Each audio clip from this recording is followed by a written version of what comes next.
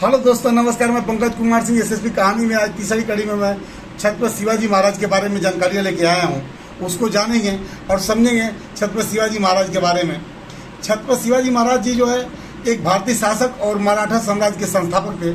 शिवाजी ने आदिलशाही सल्तनत की अधीनता स्वीकार न करते हुए उनसे कई लड़ाइयाँ लड़ी थी।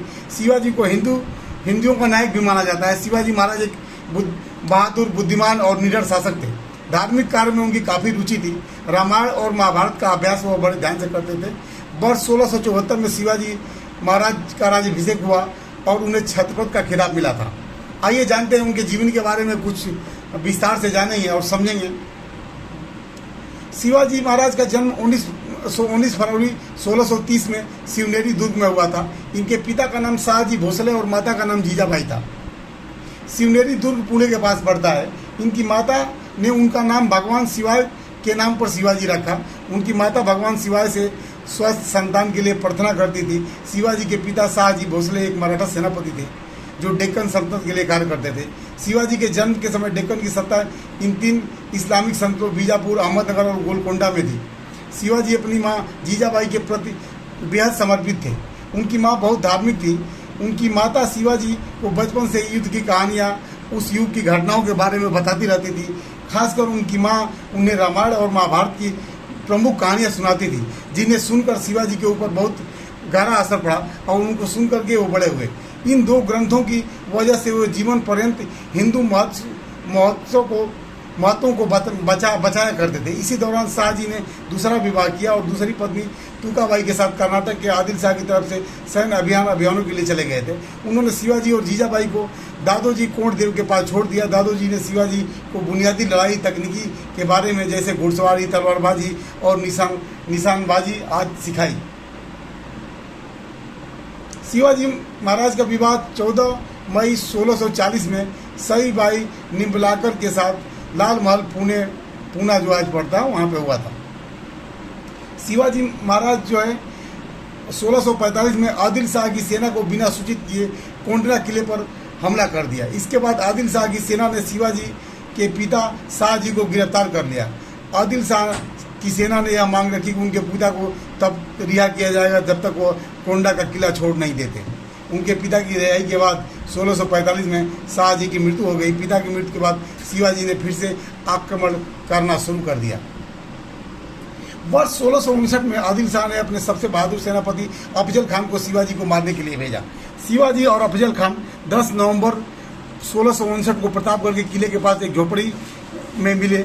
दोनों के बीच एक शर्त रखी गई कि वो दोनों अपने साथ केवल एक ही तलवार लेके आएंगे। शिवाजी को अफजल खान पर भरोसा नहीं था, इसलिए शिवाजी ने अपने कपड़ों के नीचे कवच डाला, अपनी दाईं भुजा पर बाघ नख लगाया और अफजल खान से मिलने चले गए। अफजल खान ने शिवाजी के ऊपर वार किया, लेकिन उसने अपने कवच से वह बच गए और फिर शिवाजी ने अपने बाघ नख से अफजल खान पर हमला किया। हमला इतना घातक था कि अफजल खान बुरी तरह से घायल हो गया और उसकी मृत्यु हो गई और शिवाजी के सैनिकों ने बीजापुर पर आक्रमण कर दिया।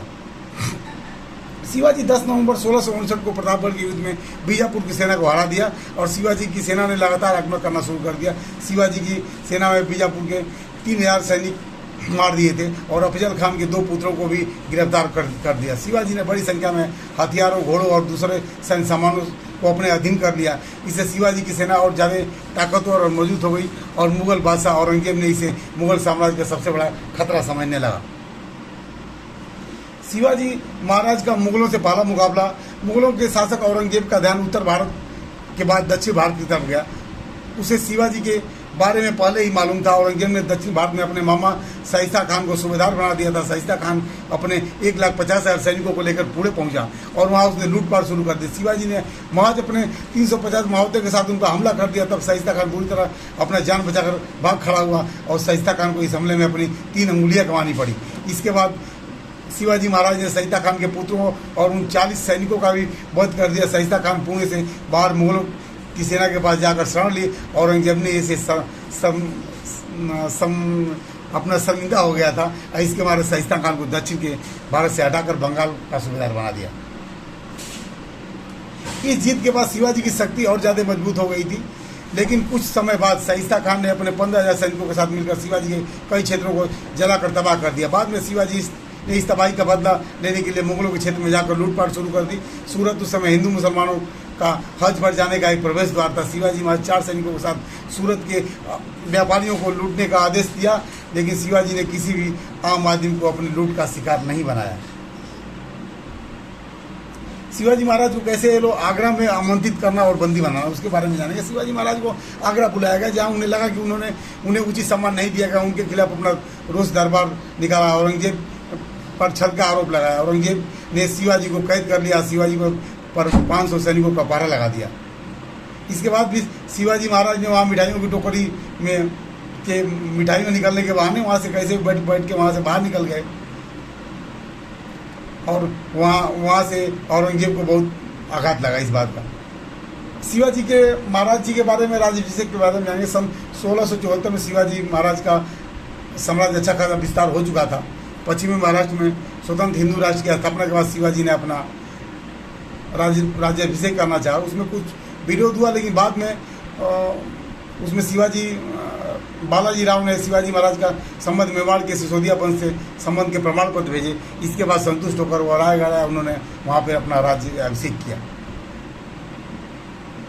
शिवाजी महाराज ने संस्कृति को बढ़ावा दिया। शिवाजी महाराज के परिवार में संस्कृत का अच्छा ज्ञान था और संस्कृत भाषा को बढ़ावा दिया गया। शिवाजी ने इसी परंपरा को आगे बढ़ाते हुए अपने किलों के नाम संस्कृत में रखे, जैसे सिंधुदुर्ग, प्रचंडगढ़ तथा सर्वगढ़, सुवर्णदुर्ग। इसके राज पुरोहित केशव पंडित स्वयं एक संस्कृत के कवि और शास्त्री थे। उन्होंने दरबार में कई पुराने कायदों को पुनर्जीवित किया एवं शासकीय कार्यों में मराठी तथा संस्कृत भाषा के प्रयोग को बढ़ावा दिया। शिवाजी महाराज ने धार्मिक काम भी बहुत किए। शिवाजी एक कट्टर हिंदू थे, वह सभी धर्मों का सम्मान करते थे। उनके राज्य में मुसलमानों को भी धार्मिक स्वतंत्रता थी। शिवाजी ने कई मस्जिदों के निर्माण के लिए भी दान दिए। हिंदू पंडितों की तरह मुसलमान संतों फकीरों को बराबर सम्मान प्राप्त था। उनकी सेना में कई मुस्लिम सैनिक भी थे। शिवाजी हिंदू संस्कृति का प्रचार किया करते थे। वह अक्सर दशहरा पर अपने अभियानों का आरंभ किया करते थे। शिवाजी महाराज की नौसेना भी थी। शिवाजी ने काफ़ी कुशलता से अपनी सेना को खड़ा किया। उनके पास एक विशाल नौसेना भी थी, जिसके प्रमुख मयंक भंडारी थे।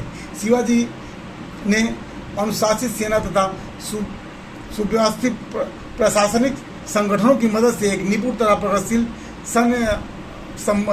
शासन की स्थापना किया। उन्होंने सैन्य रणनीति में नवीन तरीके अपनाए, नए तरीके अपनाए, नए दुश्मनों पर आक्रमण करने का तरीका अपनाया।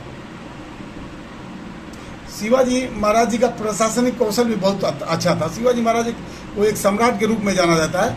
उनको बचपन में ही कुछ खास शिक्षा नहीं मिली थी, लेकिन फिर भी वो भारतीय इतिहास और राजनीति में अच्छी तरह से परिचित थे। शिवाजी ने प्रशंसनीय कार्यों की मदद के लिए 8 मंत्रियों का एक मंत्रिमंडल तैयार किया, जिसे अष्टप्रधान कहा जाता है। इसमें मंत्रियों प्रधान को पेशवा कहते थे। राजा के बाद सबसे ज़्यादा महत्व पेशवा का होता है। आत्म वित्त मंत्री राजस्व के कार्यों को देखता था और कई मंत्री राज्य के दैनिक कार्यों का लेखा जोखा रखता था। सचिव दफ्तरी का काम किया करता था। सुमंत विदेश मंत्री होता था, जो सारे बाहर के काम किया करता था। सेनापति सेना का प्रमुख होता था। पंडित राव दान और धार्मिक कार्य किया करता था। न्यायाधीश कानूनी महत्वों की देखरेख करता था। इस प्रकार छत्रपति शिवाजी महाराज का प्रशासनिक कौशल भी बहुत अच्छा और सुदृढ़ रहा। मराठा साम्राज्य उस समय 3-4 विभागों में बटा हुआ था। प्रत्येक प्रांत के सूबेदार थे, जिन्हें प्रांतपति कहा जाता था। हर एक सूबेदार के पास एक अष्टप्रधान समिति होती थी। न्याय व्यवस्था प्राचीन प्रणाली पर आधारित थी। शुक्राचार्य, कौटिल्य और हिंदू धर्मशास्त्रों को आधार मानकर निर्णय दिया जाता था। गांव के पटेल फौजदारी मुकदमों की जांच करते। राज्य की आय का साधन भूमिकर था।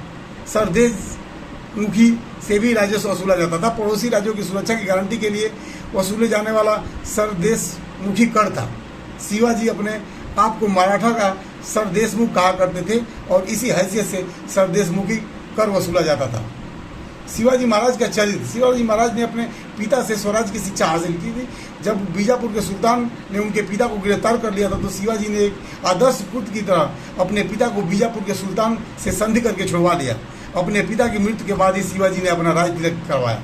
सभी प्रजा शिवाजी का सम्मान करती थी और यही कारण है कि छत्रपति शिवाजी महाराज के शासन के दौरान कोई भी आंतरिक विद्रोह जैसी कोई भी घटनाएं घटित नहीं हुई। वह एक महान सेना नायक के साथ साथ एक अच्छे कूटनीतिक भी थे और वह अपने शत्रु को आसानी से मात दे देते थे।